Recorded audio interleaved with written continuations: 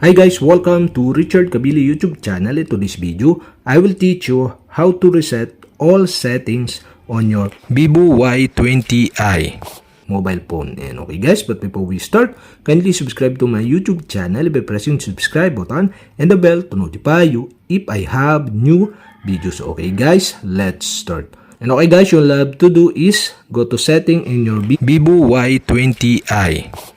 And okay guys, so in settings, scroll down and go to system management. Okay, tap this.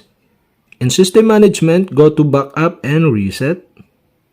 Here in backup and reset, okay, you can see the reset all settings. And okay guys, to reset all settings, you'll have to do is tap the reset all settings. And the pop-up below are show, okay, this will reset all settings. No data or media will be deleted.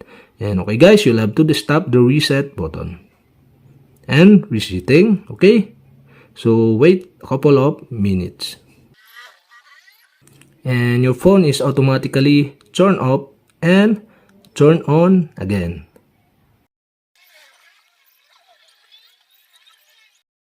And that's it. Okay, we have successfully reset all settings in your ViVO Y20i.